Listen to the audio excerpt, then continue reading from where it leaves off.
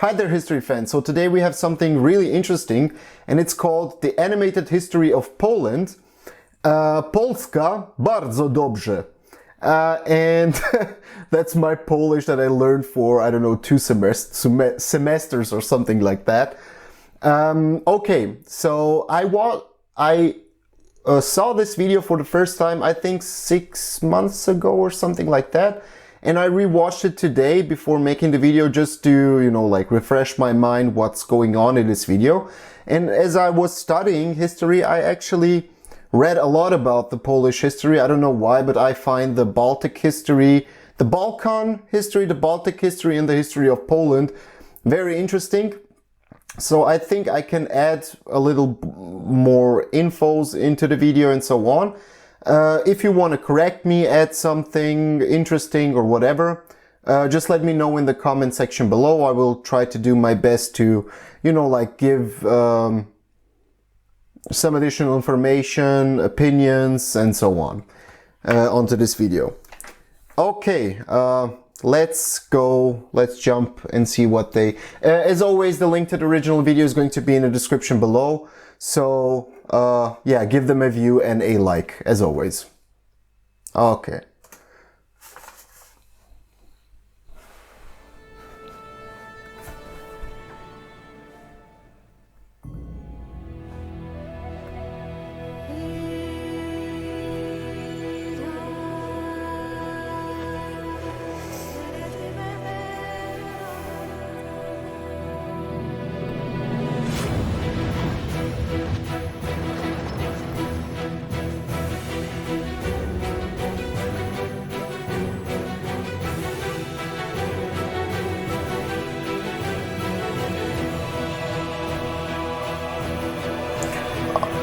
I mean, there's already so much to talk about this.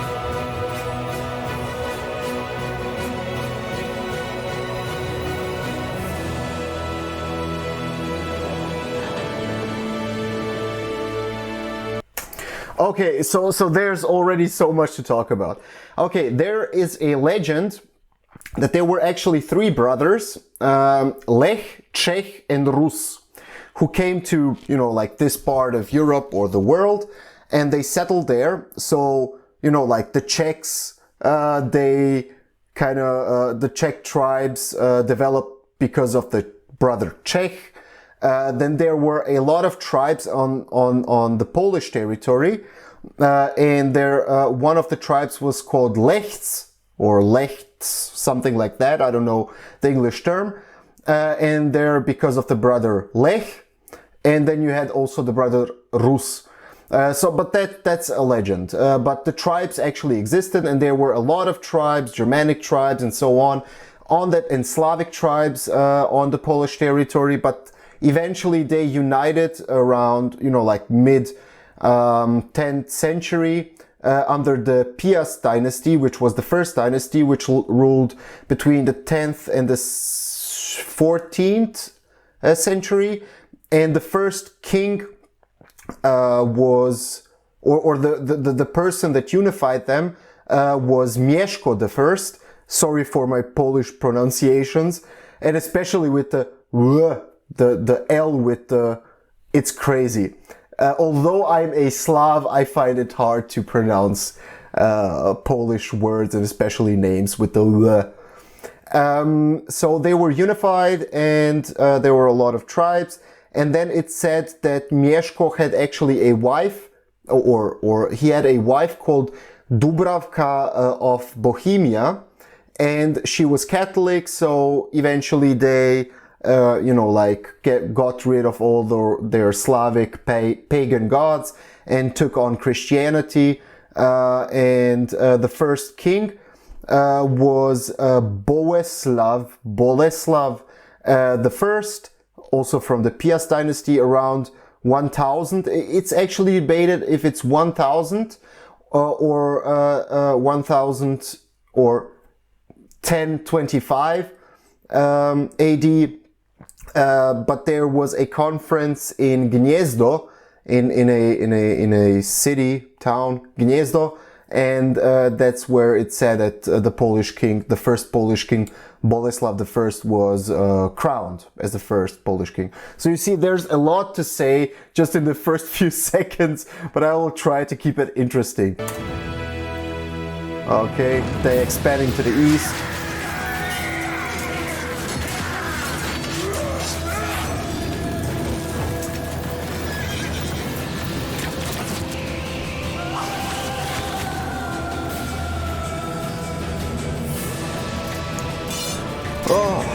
Okay, first Mongol invasion, mid 13th century, the Poles fight against the Mongols. Boleslav III was there, and then the Piast dynasty actually went away and dissolved, and it resulted in the fragmentation of the Polish state. And, you know, like there were a lot of small duchies, so they were like, you know, like they were together but separate. Okay. The Piast dynasty ended. The first Mongol invasion. Yeah, and the last ruler of the Piast dynasty was Boleslav III. The Teutonic Order, they were called by the Polish to fight against the Baltic tribes, pagans, and eventually the Teutonic Order settled there on the Baltic state, and that would result with centuries of conflict with the Polish nobility and the Polish state, like between the Teutons and the Polish, and later on the Prussians and the Poles. But yeah.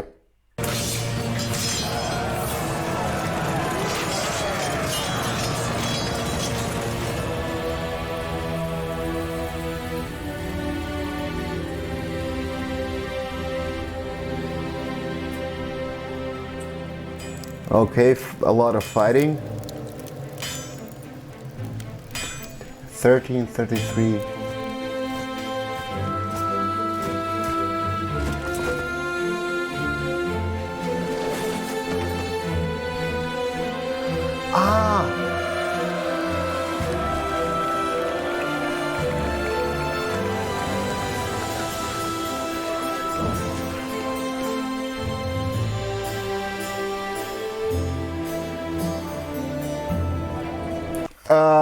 Forget about Boleslav III. Casimir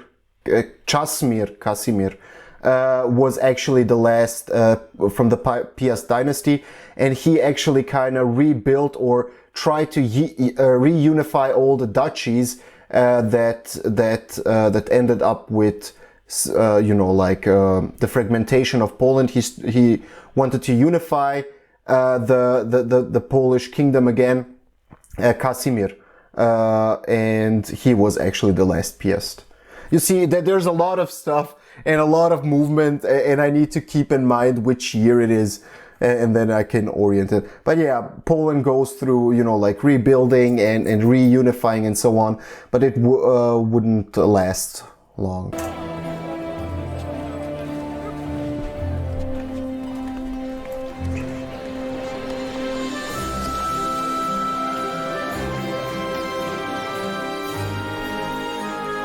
Okay.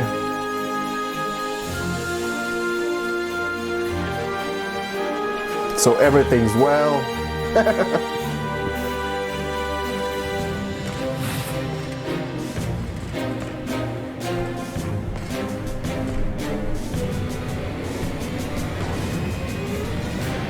Grunwald. Oh God. Okay. So as the Piast dynasty dies out, the first ones who get to the Polish throne was the dynasty Anjou. After them, there comes the Hegelian Dynasty, and the Battle of Grunwald was actually a big battle where the Polish succeeded in fighting off the Teutonic Order, but eventually they wouldn't capitalize that much from that victory, but it was a big victory against the Teutonic Order. Eventually, with that conflict with the Teutonic Order, they're starting to get more and more into a relationship with Lithuania, which is a neighboring state, and eventually it would culminate in the Union of Lublin, where the Polish-Lithuanian Commonwealth was, like created.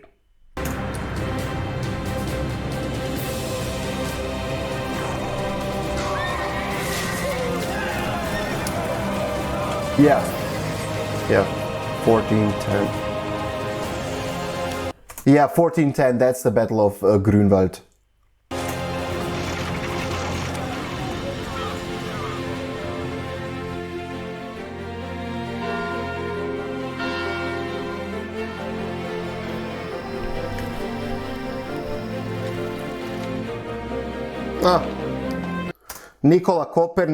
Nicolaus Copernicus, the heliocentric system. I don't need to talk much about that. Everybody knows about Copernicus.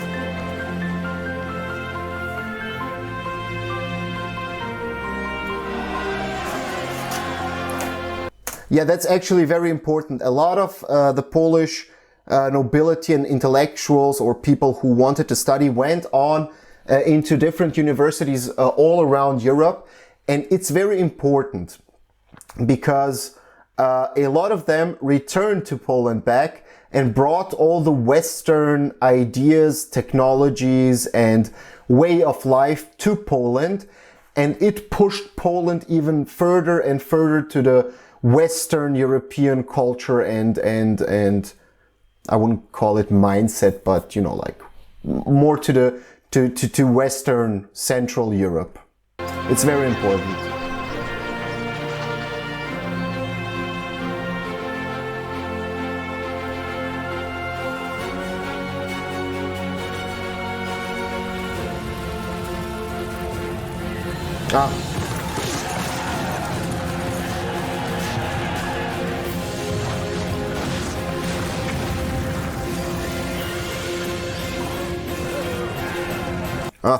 I'm gonna stop here because this scene is great. But yeah, the Union of Lublin, 1569, the Polish-Lithuanian Commonwealth, as we saw it already on the map, is created. So but the thing is, a lot with that union, the so-called Sejm.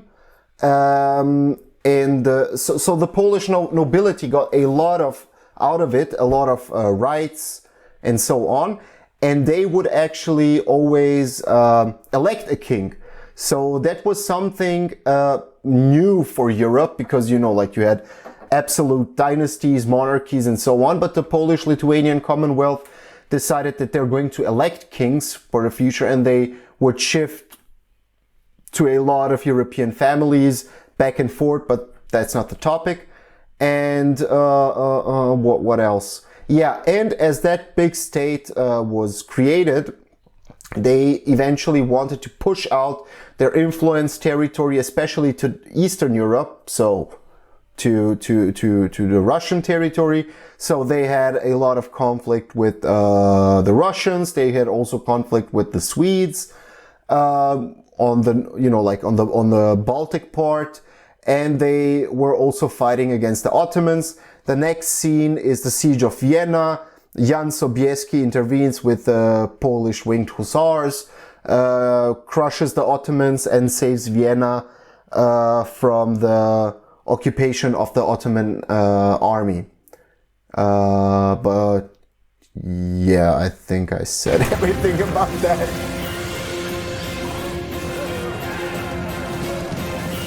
(1683).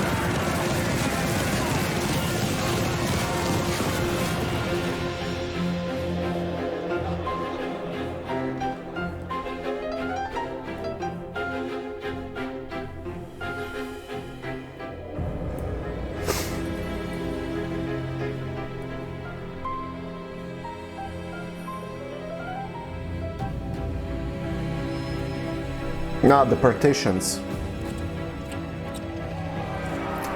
Yep.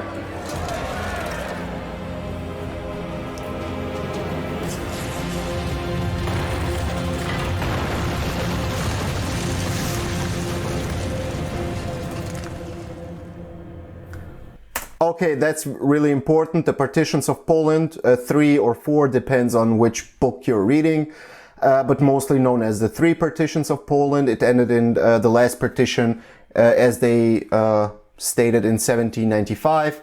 Poland was divided between Prussia, the Prussians, Austrians, and Russians. Most of the territory was gained by Russians. Later on, some of the Poles commented under one of the videos.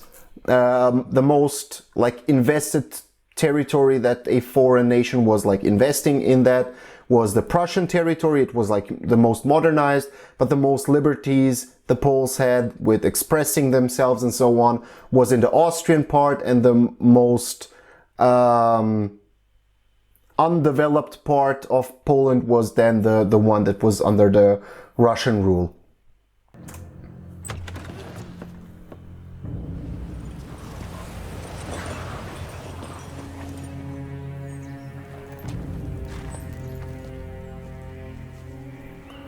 Okay, the Napoleonic Wars. Napoleonic Wars, the Poles are on the side of Napoleon. Napoleon creates the Duchy of Warsaw, which kind of gives, I would argue that it was a puppet state for Napoleon, but the Poles were devoted to Napoleon to fight on their side because he created the Duchy of Warsaw, and yeah, 1830. After the Napoleonic Wars, when Napoleon got defeated by European states, Poland was again divided between those 3 superpowers, neighboring powers, and there were a lot of uprisings. One of them was 1830, but all of the uprisings were crushed. I think in 1848, which was a big revolutionary year for a lot of European countries, especially the Hungarian Revolution, 1848. Yeah, the Hungarian Revolution, but the Polish Revolution, revolutions throughout Germany, and also in Austria. It was a very revolutionary year, 1848-49. But yeah, the Poles started a lot of uprisings after the Napoleonic Wars to gain their independence back.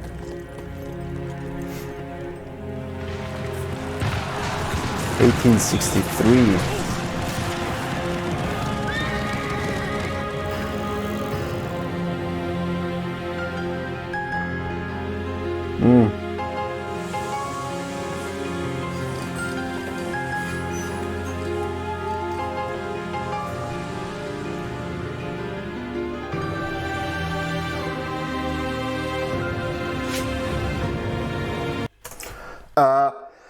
During that period, after the Napoleonic Wars and all the way until 1918, there were a lot of nationalistic sentiments in the common people, but also between the intellectuals. So there were a lot of poems, literature and so on, calling on the unification of Poland and so on.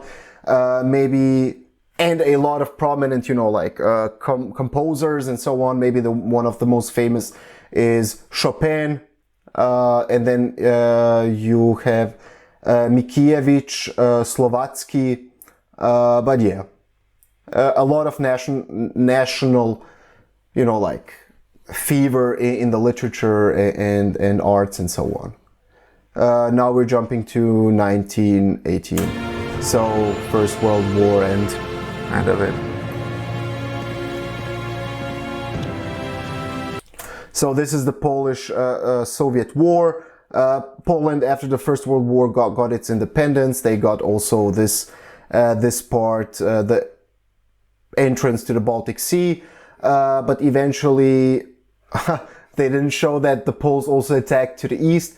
But yeah, the Poles attacked to the east, and then because of the revolution in the Soviet Union, they wanted to retake more of the territory, because after the First World War, when new nations were formed, it wasn't perfect. So a lot of the ethnic Polish people who were outside of the state, were left outside of the state.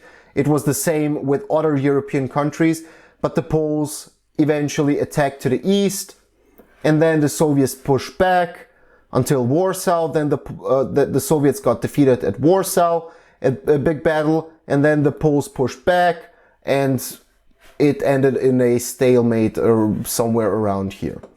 But yeah.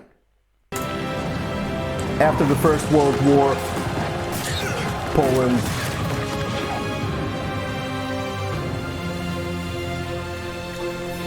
industrialization, 19 one interesting thing, the first president of Poland was actually assassinated a few days after he took office, Narutowicz, in 1922.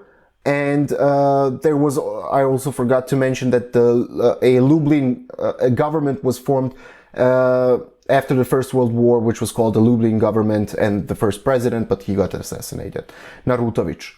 And maybe one of the two most prominent figures that I kind of remembered right now, which with Polish origins, is Rosa Luxemburg, Rosa Luxemburg, because the socialist, communist ideas have spread also throughout Europe, and she was a firm Marxist socialist, and she eventually moved to Germany, but she was of Polish origin. Marie Curie is also the one that I kind of remembered for now. She actually was called, her maid name, is it the right English term, is Sklodowska. So she actually went to Paris to study there, and then she met Pierre Curie, but she is, a prominent Nobel-winning Nobelist for chemistry and physics, Marie Curie, and yeah, that's kind of.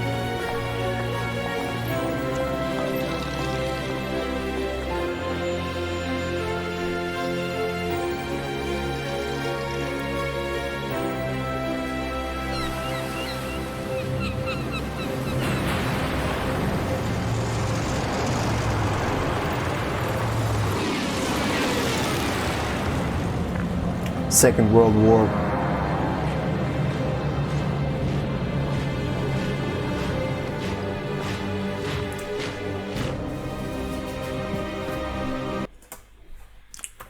Second World War starts with the invasion of Poland from the German side, but then you had the Non-Aggression Pact and Ribbentrop-Molotov cocktail, Ribbentrop-Molotov Pact between the Soviet Union and Germany, where they divided Poland into their, occupation, what they're going to occupy, and that's why this picture, they're collaborating in the middle. But yeah, Poland was divided between those two.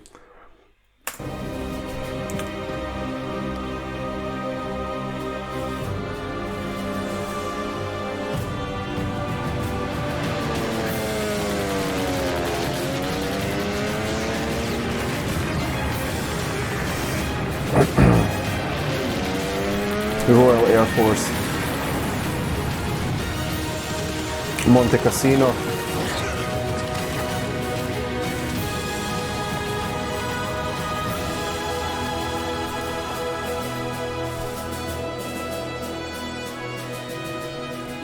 Okay, so Second World War, I'm just gonna make it brief. Invasion of Poland by the Germans, and then later on the Soviets also attacked from the east. We all know what happened with the concentration camps and so on. The Polish actually helped to decode the Enigma code. They were fighting in the Royal Air Force in the Battle the Battle of Great Britain. They were the ones who took Monte Cassino in Italy. as the Allies were advancing from south to north Italy. There were also a lot of Polish paratroopers who landed inside of Poland to help their coordination with the Allies between the underground state and the Allies. And in Poland, there were actually two resistance movements against the Germans. Armia Ludowa, Armia Krajowa. Armia Krajowa was actually the underground state, which wanted an independent Poland. And then you had Armia Ludowa, and they wanted actually, you know, like a socialist Poland that was then with the Soviet Union. But eventually, the Armia Krajowa started the Warsaw Uprising, but then they were crushed by the Germans. And eventually, the Soviets went in and pushed the Germans out of Poland with the support of Polish Armia Ludowa and different resistance partisan groups. But eventually, because, you know, like Poland was in the influence sphere of the East, the Soviets, they were actually, after the different conferences, it was said that Poland should go to the Soviet Union bloc or their influence sphere. And if you look at it from a logical point of view, I mean, we all know that you know, like the Soviets didn't. The Polish sentiment towards the Soviets, but you need to look at it from a logical perspective. The Soviets and Stalin had a monopoly on Poland because their argument was, hey, Russian or Soviet soldiers fought on Polish soil to liberate Poland, so Poland should be under our influence sphere. So there is an argument to make. Although a lot of Poles, you know, like look it as a treason, or, you know, like that they were sold out by the West. As far as I know, correct me if I'm wrong. Okay, rebuilding Poland.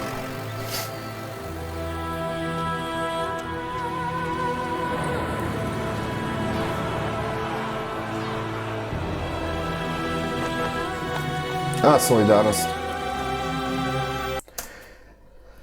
Very important, 1978, Károly József Wojtyła, or Pope John Paul II, was elected as Pope. It was a big wow moment. And I think that he, the next year in 1979, actually also visited Poland. And it, you know, like strengthened Polish national pride, because Poland is mostly Catholic. And they were, you know, like in a state of fever. A Polish guy was, you know, like elected. And he, Károly Wojtyła, was actually a firm believer in, you know, like an independent Poland.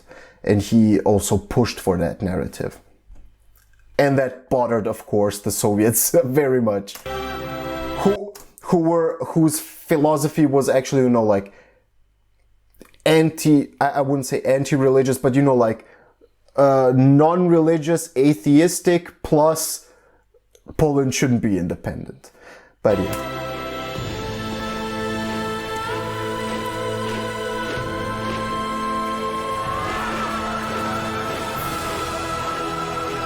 Yeah, 1981.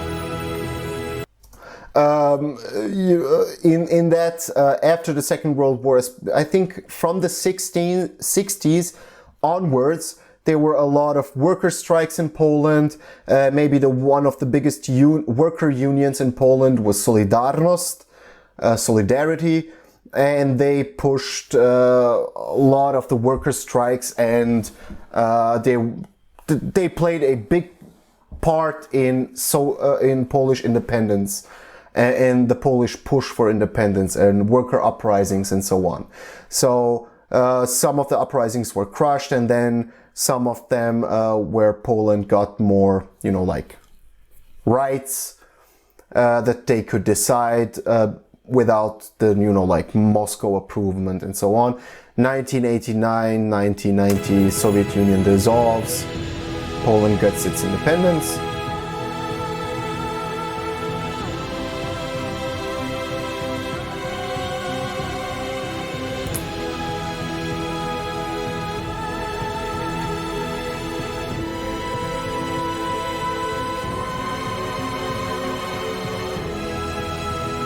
European Union. Is it all? Ah, nice. Yeah. This is nice.